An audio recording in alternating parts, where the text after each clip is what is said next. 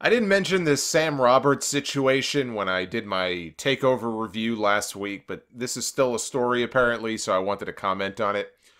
For those who don't know, Sam was part of the pre-show panel. They invite him for a bunch of these pre-show panels before the pay-per-view events, each year. I don't know if it's every month or not, but he's been doing that for a while now. And so he was on the pre-show panel for the NXT Takeover show in Phoenix. It was Charlie Caruso, Sam Roberts, and this guy Pat McAfee. And when previewing the NXT Women's title match between Shayna Baszler and Bianca Belair, Sam went off on how Belair didn't deserve to be getting a championship match and how it was a waste of a match. Everybody knew she stood no chance against Shayna and how she just wasn't ready for that spot.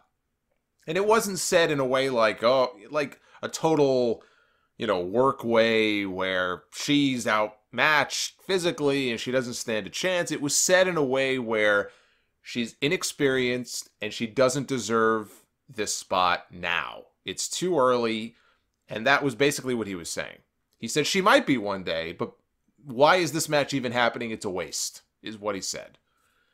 Now, I thought nothing of it because it just screamed work to me. Now I sound like all the Ambrose naysayers out there. But this to me just screamed staged. And if you go back and you watch, you can literally see the moment that Sam pauses when they go to him for his opinion. Like he's got someone going off in his ear. He stammers, he mumbles around for what felt like forever. I mean, before finally going off on Bianca, go back and watch that. It's actually kind of funny to watch. Either he had somebody in his ear or he was having a stroke. I don't know, but it was very weird. People apparently were very upset about this. And when I say people, I mean like on Twitter, you look through some of the comments, some people claimed it was a racial thing, it had racial overtones. Other people said that it was just disrespectful for him to say the things that he said and that he was out of line. And he needed to apologize to Bianca for what he had said. Bianca, when she was asked about it after the match, she was doing her post-match interview. And I don't remember if it wasn't Charlie, it was one of the other, unknown female number 8 or whatever, interviewing her, asked her about it. She said, by the way, Sam Roberts on the pre-show had this to say about you. Do you have anything to say to him back? And she called him Mr. Sam and said that he could kiss her ass. And she walked off. Again, I'm watching this thinking, okay, it's all part of the plan here. They're trying to stir something up between Sam Roberts and Bianca Belair. I have no idea why, but okay, fine. It just seemed very well orchestrated to me. And it got people talking, which I figured was the whole point. His name was trending on Twitter for a while that night and the whole thing. Now, for his part, on his podcast, Sam talked about it. He addressed the situation. He claims it was not a work. He says that there was nobody in his ear telling him what to say. He says that he refuses to apologize for having an opinion. This is what I'll read just what he said here, and hat tip to WrestleYard.com for the transcription on this. He said, WWE invites me to those kickoff shows, and they ask me to give my opinion on things. On Saturday night, I was not fed any opinion in my ear. I know that's one of the theories. I have never been fed an opinion in my ear.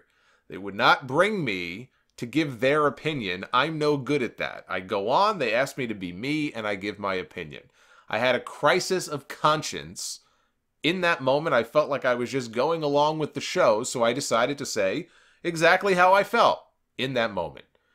I know Mark Henry has started a campaign saying I owe Bianca an apology. I certainly will not be apologizing to Bianca Belair because my opinion is my opinion. Do I think that she deserves to be a takeover after her performance? You'll have to ask me at the end of March. The next takeover is in April. I will tell you in April if Bianca Belair, in my opinion, deserves to be a takeover. But I found that match at the beginning of takeover. It felt underwhelming to me, and so I talked about it. There were people after the show who had conversations with me about the way that I said what I said, but the fact is that I said it, and it is what it is. It's exactly as you saw, and that's kind of it. Was everybody thrilled with it? No. That's what I mean about having conversations. But those are, again, maybe things that I don't want to exactly get into at the moment. However, we'll see how things go as we move forward. So that's his side of the story, in his own words. He was not told to say what he said. He had a crisis of conscience in the moment, which I guess might explain why it sounded like he was stroking out there for a few seconds. If he did say that of his own volition, I happen to think he was wrong. Not that he said it, but in his actual opinion that it was a waste of a match. That was one of the matches I was actually most looking forward to that night. When it was over, it was pretty apparent to me that she's, she is going to benefit, I think, from spending more time in NXT. She'll get better, and not that she had a bad match, just that it was obvious she's still very inexperienced.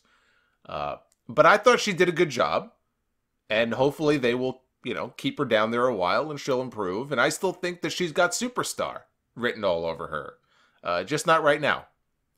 So, was it a waste of a match going in, and she didn't deserve to have a takeover match? I don't agree with that at all. However, if he is telling the truth, and look, we could still be getting worked here, but if he's telling the truth, and he is getting shit for being honest and giving an opinion, people need to back the fuck off. The man is entitled to have an opinion. I don't have to agree with that opinion. You don't have to agree with that opinion. Bianca Belair does not have to agree with that opinion. But he doesn't owe her any apology. And I wish there was more honesty from people on these shows. Not just Sam. I wish there was more honesty from people on these shows. And on commentary. And that all of these opinions didn't sound so phony and manufactured and scripted. He doesn't owe anybody an apology. And I would hope that even if you don't care for Sam Roberts, not everybody's a Sam Roberts fan, that I would hope we can at least agree on that. That if he was giving an honest opinion, he should have the right to do that. And if WWE doesn't like that, then they don't have to invite him back on their shows. They can wish him well in his future endeavors. Now, if they do invite him back and he starts giving even more controversial opinions, I think that'll be a telltale sign that we'll know that this is all just part of a gimmick, a new gimmick to create controversy. But if he's telling the truth, he's entitled to speak his mind no differently than Charles Barkley does on those NBA on TNT shows. I saw him ripping on the Lakers the other day about the Anthony Davis thing and how if they trade him there, he wants the commissioner, the NBA commissioner, to block the move. As sure as he lives, breathes, and eats, you can expect Charles Barkley to shit on the LA Lakers any chance he gets. But the rare times that I do watch him on there, I never think, oh boy, this guy sounds like he's reading off a teleprompter. Of course not. I'd like to see more people express themselves honestly on these kickoff shows. Then they might actually be worth watching.